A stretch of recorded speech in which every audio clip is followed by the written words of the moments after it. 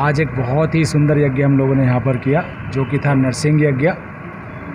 हरे कृष्ण गौशाला के अंदर ये यज्ञ संपन्न किया गया सभी भक्तों के द्वारा। इस यज्ञ का उद्देश्य, ये यज्ञ एक अद्भुत यज्ञ है क्योंकि नरसिंह भगवान हमें रक्षा प्रदान करते हैं। तो किसी भी तरह की समस्या जब हमारे जीवन में होती है, विशेषकर हमारे भक्तिमय जीवन में कुछ अड़चन चल रही होती हैं, और इसका साथ साथ स्वरूप और फल इतना ज़्यादा है कि इवन किसी के भौतिक जीवन में कोई समस्या चल रही हो तो नरसिंह भगवान उसको उससे भी रक्षा प्रदान करते हैं। इसके अंदर हमने तरह तरह के कवच पढ़े और बहुत विशेष तरह के ऋण विमोचन प्रार्थनाएं थी ताकि सभी लोगों को इसका फल प्राप्त हो। और अंत में हमने वैष्णव यज्ञ भी किया, जिससे कि भक्ति की प्राप्ति होती है। जब हम वैष्णव का नाम सुनते हैं, उनके चरणों में अपनी याचना रखते हैं, और फिर हमने अपने राधा गोविंद देव जी के लिए अद्भुत सा कीर्तन किया। तो ये पूरी की पूरी पद्धति हमने इस तरह से फॉलो करी। मैंने अभी थोड़ी देर पहले ही बोला इस चीज़ को कि जब तक जीव अपनी निजी रिस्पॉन्सिबिलिटी, जैसे बुरा मतलब आप देखिए तो एक परिवार में जब कोई पिता होता है, उसे बताना नहीं पड़ता कि उसके बच्चे की फ़ीस कौन भरेगा, क्यों? उसे पता है मेरे ही काम है। उसी प्रकार जब जीव अपना आध्यात्मिक लाभ नहीं सोचता है, तब वो पूर्ण रूप से अंधा हो जाता है, और उसके बाद फिर वो सिर्फ एक चीज़ के लिए भागता है, इसका नाम है पैसा। वो भी उसके बाद उसको नहीं मिलता है। कारण क्योंकि लक्ष्मी जो है वो सदैव ठाकुर जी के चरणों में निवास करती है। अन्यथा जो भी लक्ष्मी आप देखते हैं उसको छाया लक्ष्मी बोला जाता है। वो जीव के जीवन में केवल और केवल कष्ट ही लाती है। इसलिए आज का जीव जो अपने निजी इम्प्रूवमेंट, जैसे अगर आप देखो किसी को इंग्लिश प्रॉब्लम हो जाए तो भड़ाक से भागेगा, इंग्लिश स्पीकिंग कोर्स करना है यार, जॉब नहीं मिलेगी।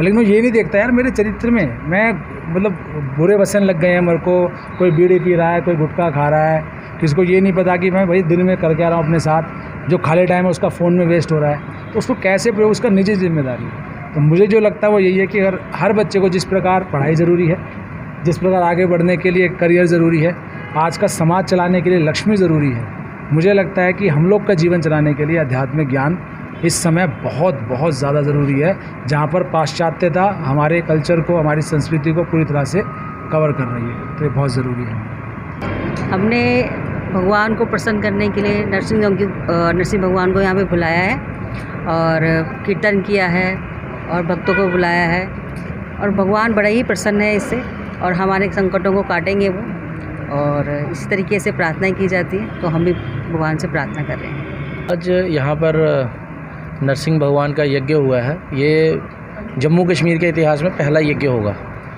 जिसमें हमारे वृंदावन से सुनील कृष्ण दास जी आए हुए थे।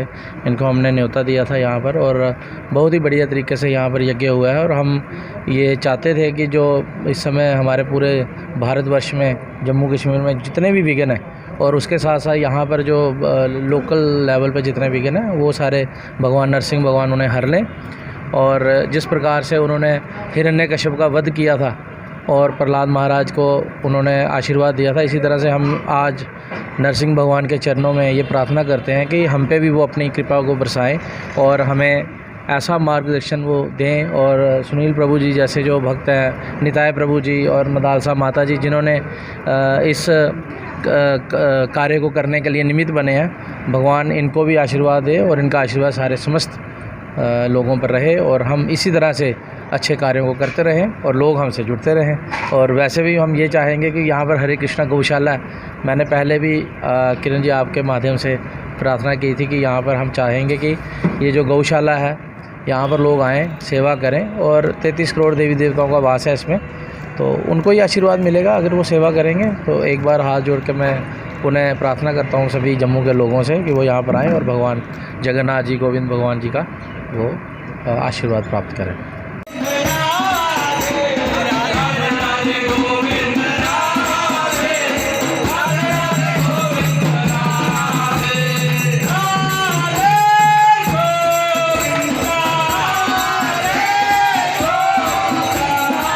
क्या उनकी सेवा हृदय से करते हैं, प्रश्न यहाँ पे आके रुक जाते हैं। इसलिए मेरी आप सबसे करबद्ध विनती है, यहाँ जितने भी लोग आ रहे हैं, जितने भी लोग आप यहाँ पर आके सेवा करते हैं, मतलब मेरे पास इस जगह के लिए शब्दों में कोई शब्द नहीं होता है। सर्वप्रथम गैया जो गोविंद की सबसे प्रिय है, कोई गैया को एक हाथ ऐसे फेर दे तो गोविंद उसके लिए ब्रह्मांड खोल सकते हैं। हमारे गुरु भाई हैं एक, वो वर्णन करते हैं कि पूरी दुनिया ये इतने मंत्र आदि बुलाने का कोशिश करते भगवान को। और जब भगवान जा रहे थे तो एक तरफ नारद मुनि खड़े थे, ठीक है, और एक तरफ भगवान खड़े थे। इस तरफ गैया हैं, इधर नारद मुनि बोलते हैं अब तो आपको जाना होगा लीला करने के लिए। तो कहते हैं हाँ बिल्कुल जाना है, बिल्कुल जाना है, प्रॉमिस है जाऊँगा। और इधर जैसे ही मोड़ते हैं तो जो गैया के बछड़े होते हैं ना, उसकी आँख से आंसू आ रहा होता है, और उसको देखता है कभी नहीं जा सकता, तो चांस ही नहीं जाने का। 1 सेकंड लगा भगवान को अपना ये वचन सब उड़ाने में कि जैसे गैया की आंखों का एक आंसू देखा तो भगवान पिघल गए। तो ये भगवान की अद्भुत क्वालिटी है कि भगवान जैसे अपने भक्तों के अश्रु देखते हैं, जैसे अपने भक्तों का प्रेम देखते हैं, वो उसी समय घूम जाते हैं। आयुलाइन के हर्बल जूस सेहत की घुट्टी रोगों से छुट्टी।